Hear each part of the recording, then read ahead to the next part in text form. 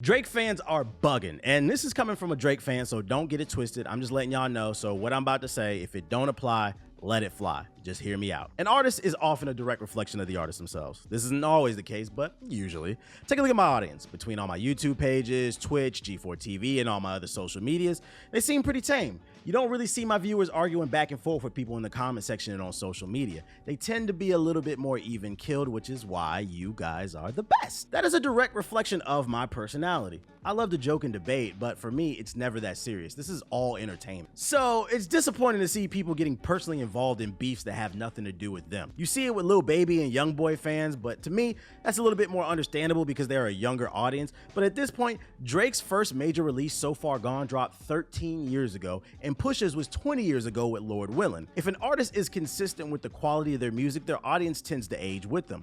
I'm not saying that all of Drake's and Pusha's fans are older. I mean, streaming services have made it easier to bring in new viewers, but on a balance of probability, most of their audience are older, you know, mid-20s to late 30s listeners. So where am I going with all this? Look, I saw a video recently from ImJustSaiyan, shout out to him, and in it, he was talking about how Drake fans recently took to Twitter to clown Pusha T over his album sales. Now, if the two artists want to go at it over sales, that's fine with me. I mean, they are in competition with each other. As long as they keep things civil, it doesn't become physical, I'm cool with that. But this type of behavior is so strange to me when it's coming from the consumers. Y'all are consumers. Why are you concerned with Pusha T's album sales? This is equivalent to the console wars in the gaming space. Folks out here with their lightsabers ready to defend their favorite piece of plastic when the corporation that owns it doesn't even care about you. It's no different with the musicians. You think I'm playing? I dare you to leave a comment on one of Drake's recent Instagram pictures telling him Certified Lover Boy was mid and watch him slide in yo girl's DMs. He just did it to another gentleman, so you think it can't happen to you? And you wanna know the worst part? He doesn't even know that you purchased every album before Certified Lover Boy and you loved him. He doesn't know you've attended every OVO fest. He doesn't know that you have all of his merch, and he doesn't know you got that little heart on your hairline just like him. All he sees is you talking trash in the comments, and you never know how people are gonna respond. So I say that to say this.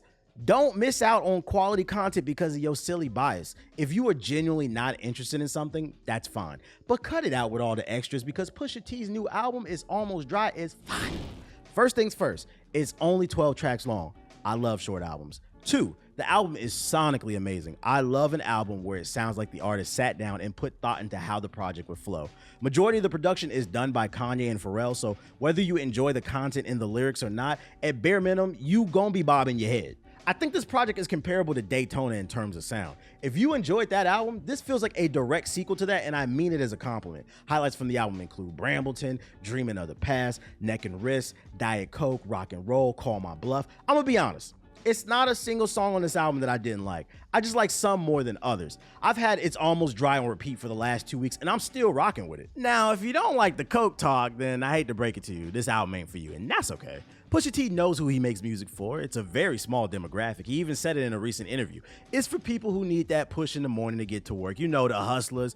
Also, I'm sure the illegal street pharmacists enjoy it too, but that's none of my business. What is my business is providing perspective. Once again, if you're genuinely not interested in the album, that's fine. But all the juvenile talk on Twitter comparing sales, that stuff has to go because if I can bring everything full circle, need I remind you that you, Drake and Pusha T fans on a balance of probability are older. When I see older fans of artists warring with each other, it just reminds me of my favorite Nas song called Second Childhood. If you've never heard Second Childhood, it's track 8 on his album Stillmatic. I highly encourage everyone who hasn't heard it to give it a listen. Some of you need to hear it and really try to understand what he's saying because the older I get, the more I'm starting to see that a lot of folks really are in their second childhood.